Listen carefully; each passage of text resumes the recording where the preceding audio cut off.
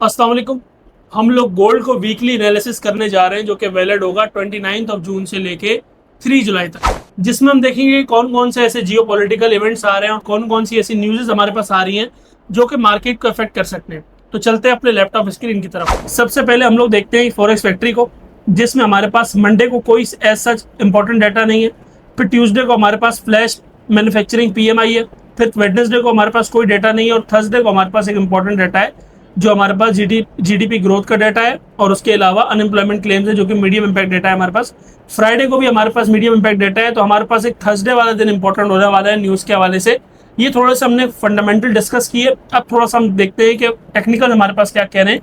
तो टेक्निकल्स को अगर हम करते हैं इस तरह, तो अगर हम मैं इसको सारी उसको रिमूव कर देता हूँ, रिमूव 9 ड्राइंग को अगर मैं रिमूव कर देता हूँ, तो यहाँ अगर मैं H1 करता हूँ अपने पास, तो H1 में मार्केट में एक ड्रॉप लेने के बाद, अगर मैं आपको यहाँ दिखाऊं, एक ड्रॉप लेने के बाद मार्केट ने एक इसी तरह मूव करके एक अच्छा हमारे पास यहाँ पे बुलिश साइड का मूव दिखाया है। मगर इसके पास ये एक इंपॉर्टेंट एरिया है और उसके अलावा एक ये इंपॉर्टेंट एरिया है और ये हमारे पास एक सप्लाई पड़ी हुई है। अगर इन तीन एरियाज से हमारे पास गोल्ड रिजेक्ट नहीं होता, इन तीन एरियाज से अगर हमारे पास गोल्ड इस तरह रिजेक्ट नहीं होता, तो फिर हम लोग गोल्ड को यहाँ पे एक अच्छा खासा एक बुलिश मोमेंटम में अपने पास यहाँ पे देख पाएंगे। तो हम लोग गोल्ड को अभी भी अपने पास बुलिश कंसिडर नहीं करेंगे।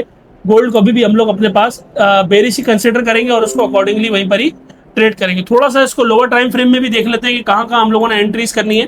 थोड़ा सा इसको लोअर टाइम फ्रेम में भी देख लेते हैं।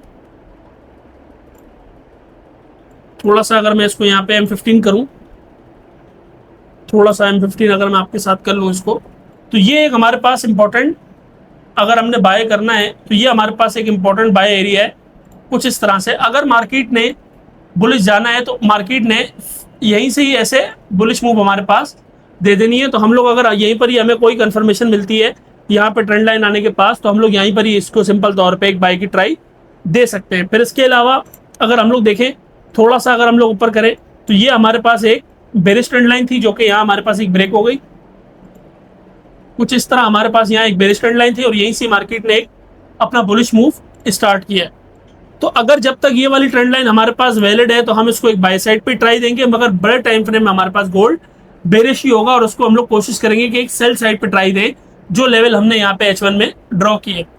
तो ये हमारा एक वीकली एनालिसिस था, इसके अकॉर्डिंग हम लोग ट्रेड करेंगे। तो थैंक यू वेरी मच। ये था गोल्ड का वीकली एनालिसिस। इसी तरह के एनालिसिस के लिए हमारा चैनल आप फॉलो कर सकते हैं और इस तरह के इन्फॉर्मेटिव चैनल के लिए हमारे जितने भी सोशल मीडिया प्लेटफॉर्म्स हैं उनको फॉलो करें।